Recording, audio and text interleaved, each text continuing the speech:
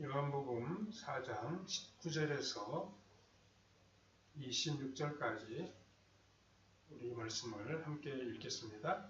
여자가 이르되 주여 내가 보니 선지자로소이다. 우리 조상들은 이 산에서 예배하였는데 당신들의 말은 예배할 곳이 예루살렘에 있다 하더이다. 예수께서 이르시되 여자여 내 말을 믿으라. 이 산에서도 말고 예루살렘에서도 말고 너희가 아버지께 예배할 때가 이르리라. 너희는 알지 못하는 것을 예배하고 우리는 아는 것을 예배하노니 이는 구원이 유대인에게서 남이라. 아버지께 참되게 예배하는 자들은 영과 진리로 예배할 때가 오나니 곧 이때라.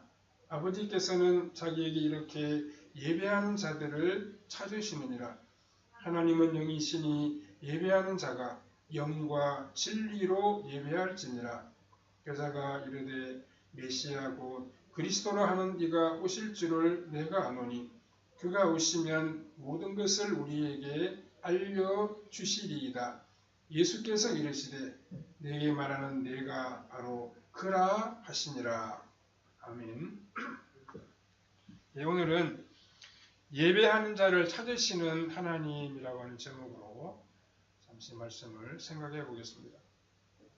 우리 하나님은 바르게 그리고 경건하게 예배하는 성도들의 삶을 보고 기뻐하십니다.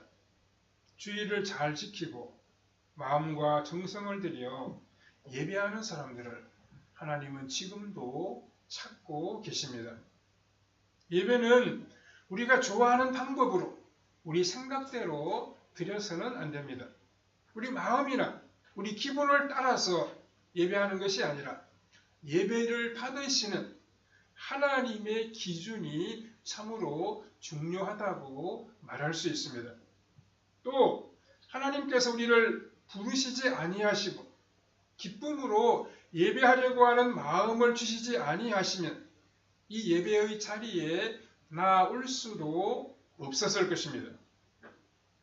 2010년 1월경부터 코로나 바이러스가 전 세계를 위협했고 지금도 여전히 유행을 하고 있습니다.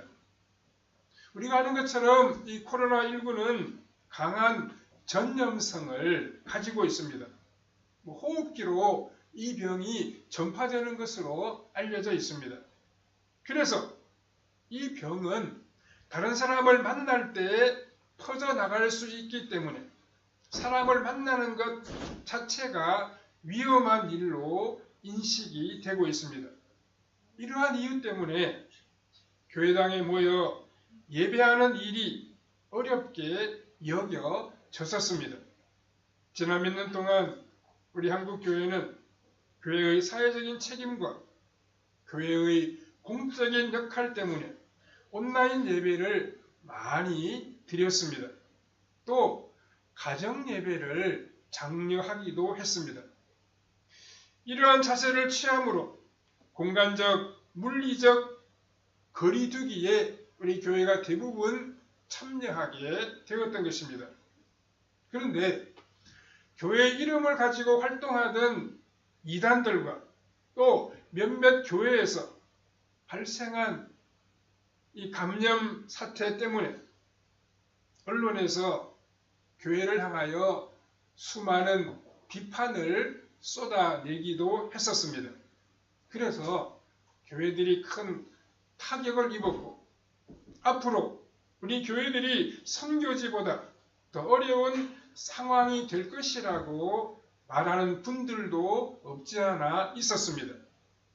또 문제가 되는 것은 성도들이 예배하는 마음가짐, 예배의 태도라고 이야기할 수 있습니다. 여러 보도를 통해 나타난 설문조사의 결과들을 보면 주일 성수에 대한 개념이 흔들리고 있는 것으로 나타나고 있습니다. 예배의 중요성에 대한 생각들이 많이 변하고 있고 또 잘 모이지를 못하기 때문에 성도의 하나됨과 교회의 교제가 약화되고 있다고 이 설문조사들이 많이 분석을 하고 있습니다. 이러한 현상들이 계속되면 성도들이 예배당에 모이는 일을 소홀히 여기기가 쉽고, 그렇게 되면 교회가 약화될 수밖에 없을 것입니다. 지금은 주일 예배로 모이는 숫자가 교회들마다 많이 회복이 되었지만 그래도 코로나 이전만큼은 되지를 못하고 있습니다. 그러면 이러한 시대를 사는 우리는 어떻게 하나님 앞에 예배를 드려야 하겠습니까? 예배 드리는 일에 더욱더 우리가 신경을 쓰고 하나님을 예배하는 일을 참으로 중요하게 생각해야 합니다. 하나님은 예배하는 자들을 찾으신다고 말씀하고 있습니다. 아름답게 예배하는 주의 백성들을 통해서 하나님은 주의 나라를 이루어가기를 지금도 원하고 계십니다. 우리 오늘의 본 말씀을 함께 생각하고 묵상함으로 주님께서 오늘 우리의 신앙생활에서 원하는 것이 무엇인지를 함께 생각해 보아야 하겠습니다. 첫 번째로, 예배보다 더 크고 중요한 일은 없습니다. 성도 여러분, 구약시대에는 그 이스라엘 백성들이 어떻게 하나님 앞에 예배를 드렸습니까? 우리가 잘 아는 것처럼 짐승을 잡아서 제물로 하나님 앞에 드렸습니다. 즉, 희생 제사를 구약시대 사람들은 하나님께 드렸습니다. 그런데 우리 예수님께서 친히 속죄의 제물이 되심으로 이제는 그러한 희생 제사가 필요 없게 되었습니다. 구약 시대와 같은 그런 예배 방법이 신약 시대에는 이제 소용이 없어졌다는 말씀입니다. 지금 신약 시대는 구약 시대처럼 제사를 드리는 것이 아니라 예수 그리스도의 이름으로 예배를 드리고 있습니다. 이렇게 드리는 지금의 예배는 예수님이 흘리신 그 피 위에서 드리는 참된 제사라고 이야기할 수 있습니다. 오늘 본문 23절을 보시면 아버지께 참되게 예배하는 자들은 영과 진리로 예배할 때가 오나니 곧 이때라.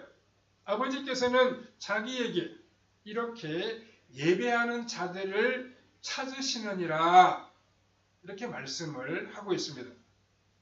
하나님께서 참되게 예배하고 영과 진리로 예배를 드리는 자들을 찾으신다고 말씀하고 있습니다. 그래서 우리가 신앙인으로 살아가면서 예배를 잘 드리는 예배적인 인격자로 살아가는 것은 너무나도 중요합니다. 하나님께서 우리를 예수님을 믿게 하시고 하나님의 자녀로 삼아주시고 아름다운 교회 공동체의 한 사람으로 불러주신 이유가 참 많이 있을 것입니다. 그 수많은 이유 중에 하나가 바로 바른 예배를 드리도록 하기 위해서입니다. 웨스트민스터 신앙 고백서에서는 사람의 제일 되는 목적이 하나님을 영화롭게 하는 것과 그분을 영원토록 즐거워하는 것이라고 설명해 주고 있습니다. 그런데 우리 하나님을 영화롭게 하는 모든 일 가운데 가장 소중한 것이 바로 예배입니다. 바른 예배 생활입니다. 하나님을 섬기는 우리의 예배의 연장선상에 봉사, 전도, 사랑의 삶, 헌금과 기도동이 있다고 말할 수 있습니다. 다른 사람들보다 봉사를 더 많이 하고 헌금과 기도 생활에 열심을 낸다고 할지라도 예배 생활에 무언가 잘못이 있다고 하면 그것은 아무것도 아닐 것입니다. 즉, 그 어떤 신앙적인 생활보다도 예배가 가장 중요하다는 말씀입니다. 오늘 보면 23절 후반부에 보면 아버지께서는 자기에게 이렇게 예배하는 자들을 찾으시느니라 이렇게 말씀을 하고 있습니다. 우리 모두는 다 하나님의 뜻에 맞는 예배를 잘 드림으로 하나님의 칭찬을 듣는 그런 성도들로 나타나야 할 것입니다. 성도들 가운데에서는 자기 나름대로 예수님을 잘 믿는다고 생각하지만 예배 시간을 등한히하는 그런 분들도 가끔씩 있습니다. 예배 시간에 늦는 것을 예사로 생각하고 예배 시간에 또 딴짓을 하는 그런 사람들도 있습니다. 우리 교회는 작아서 그렇지 않지만은 어떤 교인들은 예배 시간 뒤에 앉아서 막 이렇게 휴대폰으로 인터넷 검색하는 그런 분들도 없지 않아 있는 것 같습니다. 그렇게 하면 자기 자신이 영적으로 손해를 보게 됩니다. 제2차 세계대전 당시에 영국 국민들은 전쟁에서 승산이 없게 되자 깊은 절망과 두려움에 빠지게 되었습니다. 그러한 상황에서 당시 수상이었던 윈스턴 처칠은 그때 성공의 주교였던 윌리엄 템플턴에게 국민들을 향하여 연설을 좀 해달라고 부탁을 하게 되었습니다.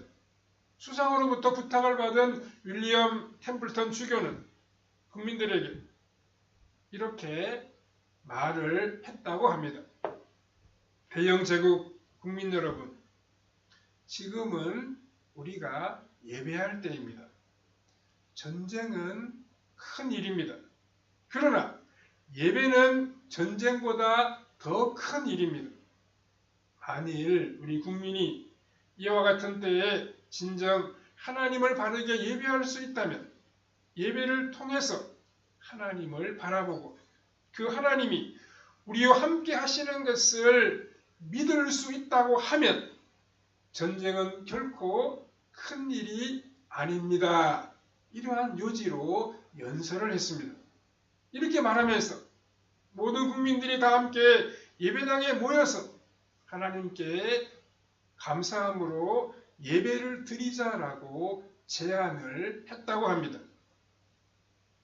그 이튿날 아침이 주일이었는데 영국의 모든 교회는 크게 종을 울렸고 교회들마다 예배를 드리는 국민들로 인하여 인산인해를 이루었다고 합니다. 그리고 마침내 영국은 연합국과 함께 전쟁에서 승리를 거두게 되었습니다. 우리가 아는 것처럼 2차 세계대전은 연합국이 승리를 거두게 되었죠. 오늘 지금 우리에게 무엇이 가장 큰 일입니까? 우리 삶에 참 중요하고 큰 일이 많이 있을 것입니다. 하지만 우리는 윌리엄 템플턴이 예배보다 더 큰 일이 없다고 한 말을 곰곰이 한번 생각해 보아야 하겠습니다. 우리는 주님의 은혜에 감사하며 주일마다 주님 앞에 나아와 바르게 예배하고 하나님의 이름을 높여야 합니다. 하나님을 경배하며 찬양하는 그의 백성들을 하나님께서는 참으로 기뻐하십니다. 하나님께서는 예배하는 성도들을 기뻐하시고 풍성한 은혜와 긍휼을 베풀어 주십니다. 두 번째로 하나님은 영과 진리로 예배하는 자들을 지금도 찾으십니다. 오늘의 본문은 우물가에서 예수님을 만난 사마리아 여인과 예수님이 주고받는 대화로 이루어져 있습니다. 당시에 유대인들과 사마리아 사람들은 예배하는 장소에 대해서 서로 생각이 달랐습니다. 유대인들은 당연히 예루살렘 성전에서 예배를 드려야 한다 그렇게 생각을 했습니다. 반면에 사마리아 사람들은 신명기 11장, 신명기 12장에서 하나님께서 모세에게 가르쳐 주신 예배의 장소는 그리심산이라고 여기고 있었습니다. 그래서 사마리아 여인이 예수님께 질문을 했습니다. 자신의 조상들은 바로 그 지역에 있는 산인 그리심산에서 예배했는데 유대인들은 예루살렘에서 예배해야 한다고 말하고 있기 때문에 어느 것이 맞습니까? 어디서 예배하는 것이 정말 맞는 것입니까? 이렇게 질문을 하게 된 것입니다. 이때 우리 예수님은 본문 21절에서 여자여 내 말을 믿으라. 이 산에서도 말고 너희가 예배할 때가 이르리라. 이렇게 대답하셨습니다. 그리고 이어서 22절에서 너희는 알지 못하는 것을 예배하고 우리는 아는 것을 예배하노니 이는 구원이 유대인에게서 남이라 라고 말씀하셨습니다.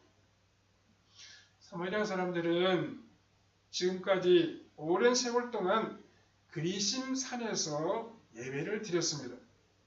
그러나 그 예배는 예수님의 말씀에 의하면 알지 못하는 예배였습니다. 여기서 알지 못한다라고 하는 말은 절차가 잘못되었거나 하나님에 대한 개념이 부족했다는 그러한 뜻이 아닙니다. 하나님을 알지 못한다는 것은 하나님과 아무런 관계가 없었다는 의미입니다.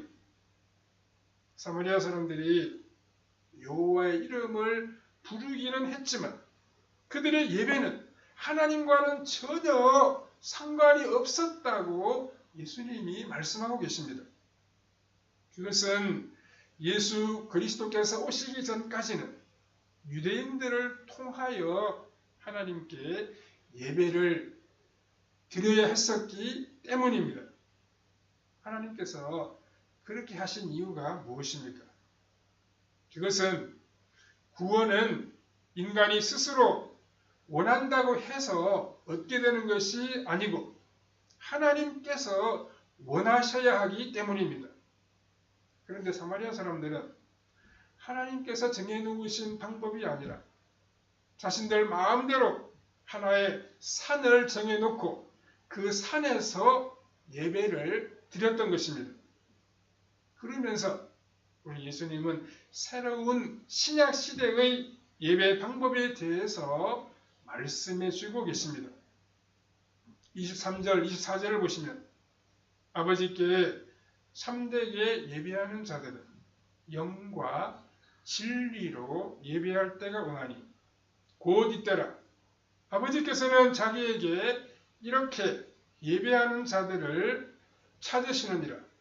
하나님은 영이시니 예배하는 자가 영과 진리로 예배할지니라 라고 말씀하셨습니다.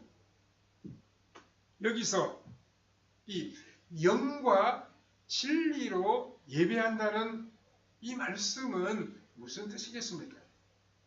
영으로 예배한다는 말을 많은 사람들이 성령으로 예배한다 그렇게 이해하는 경우가 참 많이 있습니다. 물론 우리가 당연히 성령님의 인도하심을 따라서 예배를 드려야 하지만 여기서의 영은 성령님을 가리키는 말이 아닙니다. 여기서 영이라고 하는 말은 우리 마음의 중심의 자리를 가리킵니다. 이제는 예배드리는 장소가 우리의 중심이라는 것을 나타내고 있습니다. 우리 마음의 중심을 다해서 우리의 뜻을 모아서 온전히 하나님 앞에 예배를 드려야 한다는 것입니다. 예를 들어서 우리가 예배하는 시간에 나와 있지만 우리가 다른 생각을 할 때도 가끔씩 있습니다. 우리 몸은 여기 있지만 우리 생각은 다른 곳에 가 있어가지고 내일 무슨 일을 할까? 이번 주간에는 이런 일을 해야 되겠지. 누구를 만나야 되겠지. 그런 생각을 가끔씩 할 때도 있습니다. 오늘 본문은 그렇게 하지 말라는 것입니다. 다른 생각을 하지 말고 우리의 온 마음을 다해서 정성을 모아서 하나님을 만나기를 소원하고 하나님 이름을 부르고 감격함으로 하나님을 찬송하는 그런 예배를 드리라고 말씀하고 있는 것입니다. 진심으로 하나님께 죄 용서 받은 것을 감격하면서 또한 예배해야 됩니다. 주님의 은혜에 감사하고 감격하는 그러한 심정으로 하나님을 예배해야 한다는 것입니다. 그것이 바로 영으로 드리는 예배입니다. 또 진리로 예배한다는 것은 겉으로만 꾸미는 외식적인 요소가 없이 예배드리는 것을 뜻합니다. 참된 것으로 진리로 예배하는 것을 가리킵니다. 우리 자신의 공로가 아니라 진리이신 예수님의 은혜와 공로에 감사하는 마음을 가지고 예배를 드려야 한다는 뜻입니다. 또 예수님께서는 요한복음 14장 6절 후반부에서 나로 말미암지 않고는 아버지께로 올 자가 없느니라 라고 말씀하셨습니다. 우리는 예수님을 통하여 하나님 아버지께 예배를 드려야 합니다. 예수님께서 요한복음 2장 47절에서 나다나엘이라고 하는 사람을 만났을 때 이는 참 이스라엘 사람이라 그 속에 간사한 것이 없다라고 말씀하신 적이 있었습니다. 나다나엘은 바리새인들처럼 자신의 공로로 나오지를 아니했습니다. 바리새인들과 같이 내가 착한 일을 이 정도로 많이 했으니까 하나님께서 그만큼 생각해 주시겠지. 그렇게 생각하며 나오는 것은 간사한 사람이라고 주님께서 설명을 하신 것입니다. 우리는 성령님의 도우심을 의지하며 우리의 마음을 다해 진리 안에서 하나님을 기쁨으로 예배해야 됩니다. 예배는 삼위 하나님, 즉 성부, 성자, 성령 하나님께서 역사하시는 거룩한 예식입니다. 그래서 예배를 방해하는 것은 죄가 된다고 말할 수 있습니다. 반면에 하나님께서 이렇게 영과 진리로 삼위 하나님 앞에서 바르게 예배하는 자들을 찾으신다고 말씀하신 이유는 하나님을 영과 진리로 예배하는 자들에게 은혜를 베풀어 주시기 위해서입니다. 우리는 신앙생활 가운데에서 가장 중요한 예배 생활을 아름답게 이루어가므로 하나님의 은혜와 복을 풍성히 받아 누려야 할 것입니다. 세 번째로 참된 예배가 되기 위해서는 구별된 신앙 고백적인 준비가 필요합니다. 하나님께서 원하시는 거룩한 예배를 드린다는 것은 참 쉽지가 않습니다. 왜냐하면 예배에는 내가 제물이 되어 죽는다라고 하는 신앙 고백이 필요하기 때문입니다. 구약시대에는 짐승을 잡아 죽이면서 내가 이렇게 죽어야 할 죄인입니다 라는 신앙 고백을 함으로 제사를 드렸습니다. 그런데 이 신앙 고백이 하나님께 드려지기 위해서는 짐승만 덜컥 잡아서 드린다고 되는 것이 아니었습니다.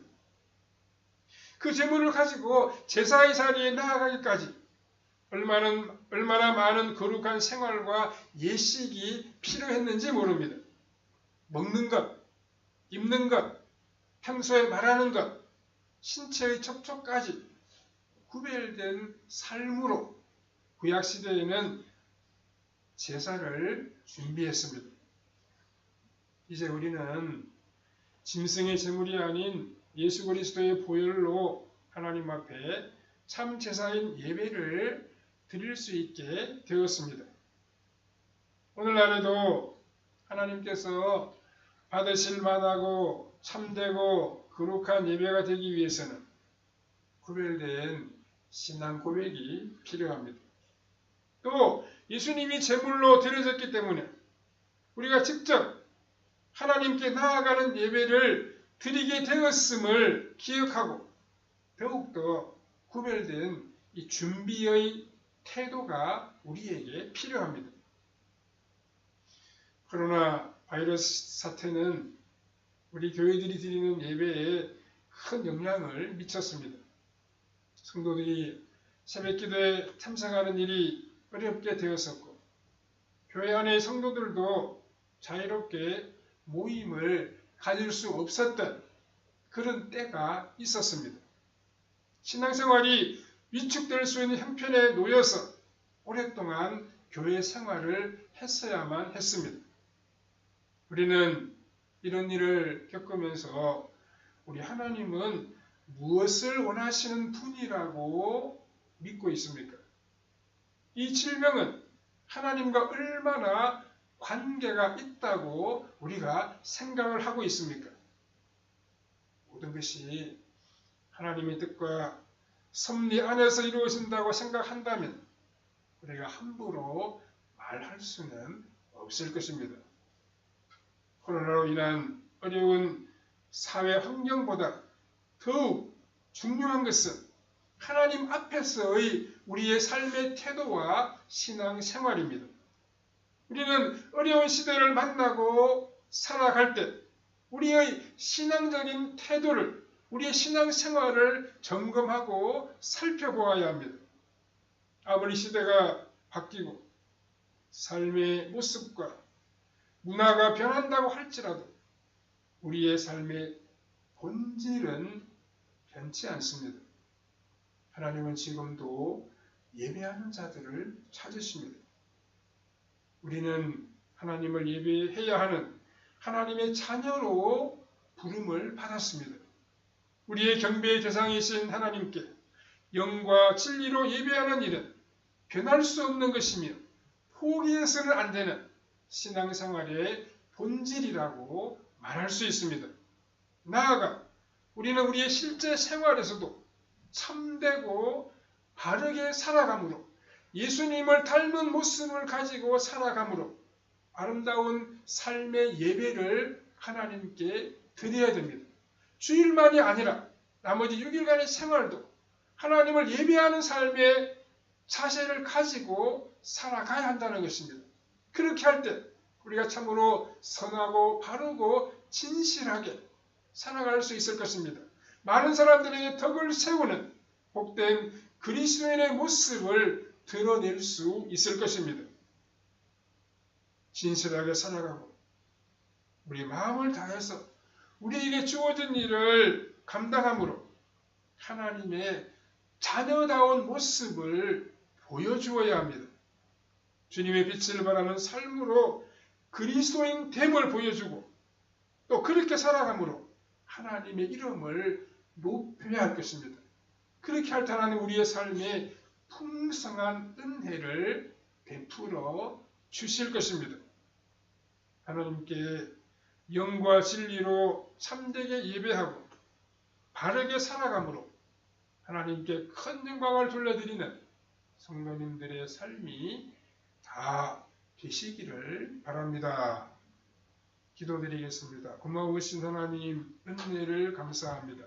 우리 모두가 영과 진리로 하나님을 바르게 예배함으로 하나님을 영화롭게 드리게 하시고 하나님 기뻐하시는 바를 이루어드리는 복된 주의 자녀로 나타나게 하여 주시옵소서. 우리가 또한 6일간의 삶을 살아갈 때에도 하나님을 예배하는 삶으로 살아감으로 진실하고 정직하게 살아감으로 주의 향기를 나타내는 우리의 발걸음이 다 되게 해주시기를 원하옵고 예수님의 거룩하신 이름으로 기도하옵나이다. 아멘.